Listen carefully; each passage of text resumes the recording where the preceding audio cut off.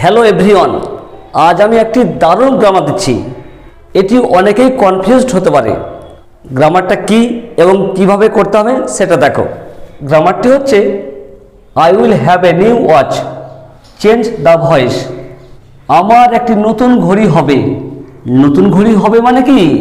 নতুন ঘড়ি কিনবো। এইখানে হ্যাভ মানে পাওয়াও হতে পারে, কেনাও হতে পারে, যা খুশি একটা লিখলেই হবে। যাই হোক, এটি অ্যাক্টিভ ভয়েস।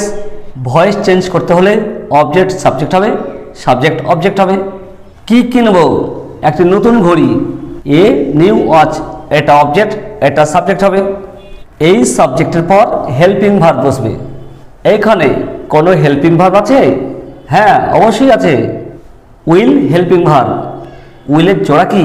উইলের জোড়া শ্যাল। উইল সব ক্ষেত্রেই বসে, তাই আয়ের পরে উইল হয়েছে। এ নিউ ওয়াচ, এটার পরে উইল হবে।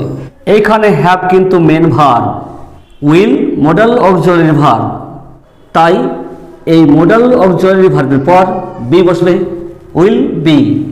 এবার কি হবে? এই যে ভার্ব আছে, এই ভার্বের পাস্ট পার্টিসিপল ফর্ম। এখানে হ্যাভ মানে কি বলেছিলাম? কেনা বা পাওয়া। এই যে হ্যাভ আছে, হ্যাভ ভার্ব। হ্যাভ মানে কি? হ্যাভ মানে গেটও হতে পারে, বাইও হতে পারে, যে কোনো একটা লিখলেই হবে। যদি গেট লিখি তাহলে কি হবে? গেটের PP form get, got, gotten. Gotten PP form. আবার গটও পিপি ফর্ম করা হয়, গট পিপি ফর্মও হয়, গটনও পিপি ফর্ম হয়। যে কোনো একটা লিখলেই হবে। যদি হ্যাভ মানে বাই হয় তাহলে কি হবে? বাই, বট, বট। এখানে বট লিখলেও হবে, গটেন লিখলেও হবে, গট লিখলেও হবে, বট লিখলেও হবে। ঠিক আছে? এবার এই সাবজেক্ট অবজেক্ট হবে।